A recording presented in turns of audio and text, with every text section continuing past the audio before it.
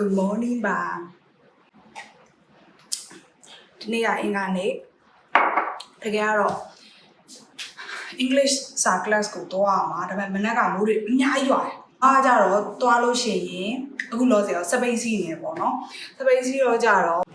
ဘုရားရဲကြတော့စပိတ်နင်းချင်မိုးကြိုင်နေအဲ့တော့ကြတော့သွားဘူးမသွားဘဲနဲ့ဟင်းချက်မဲ့လို့စီစဉ်ထားတာလေးတွေကိုဆက်လို့ပါတူတူချက်လို့ရအောင်ဗီဒီယို recording လေးလုပ်လိုက်ရတာပါဒီနေ့ချက်မှာကတော့စပုတ်ရဲကြော်ပါတဒါစပုတ်ရဲကိုဘဲဦးနဲ့ကြော်မှာပါစပုတ်ဘဲဦးနဲ့ကြော်တာလေးမြန်မာနိုင်ငံမှာကျစပုတ်ရဲဈေးပေါ်တယ်ဈေးပေါ်တော့ကျအများသောအားဖြင့်စပုတ်ရဲများများနဲ့ကြက်ဥနဲ့နည်းနည်းထည့်ဒီမှာတော့ပြောင်းမြန်လောက်ကပါတယ်အဲအကြောင်းကိုစင်ကာပူမှာအမေစပုတ်ကြက်ဥကြော်လို့ရှိရင်အမနဲ့အမြဲတမ်းရဖြစ်တယ်အမေဟာစပုတ်တွေအများကြီးနဲ့ကြက်ဥနည်းနည်းလည်းပါစပုတ်တွေနည်းနည်းဆရာကြီးဘာဖြစ်လို့လုပ်တာလဲဆိုပြီးတော့အမြဲပြောနေကြနောက်ဘာဖြစ်လို့ဆိုတော့ဒါဆိုရင်နှစ်ကြက်ပိုးပေါ့နော်နှစ်ကြက်ပိုးဆိုတော့မြန်မာငွေနဲ့ဆို6000ပေါ့နော်ဒါမြန်မာငွေ6000တန်ဆိုတော့ရှားတယ်ပေါ့နော်စပုတ်ရကအဲ့တော့အမကပုံမှန်ကြက်ဥကဈေးပေါ်တယ်ဒီမှာပါတယ်ကွာစင်ကူကြတော့အဲ့တော့ပုံမှန်အဖြစ်ဆိုရင်အဲ့လိုစပုတ်ရနည်းနည်းနဲ့ကြက်ဥအများကြီးနဲ့ချက်တာကြော်တယ်ပေါ့နော်အခုတော့အဲ့လိုလေးကြော်မှာပါဒါကတော့ကြက်ဥပါကြက်ဥကဘယ်နှလုံးကြံသေးလဲ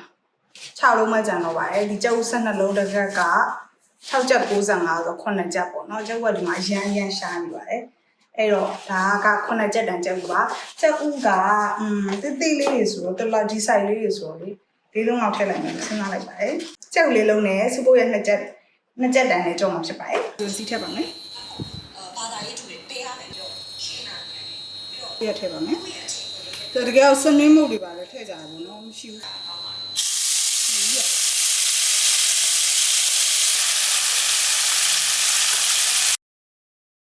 ဆက်သားမှုထည့်လိုက်ပါဟ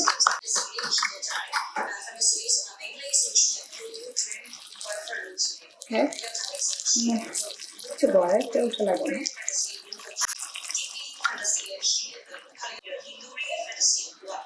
โอเคချက်သွားပါပြီခါလေးကတော့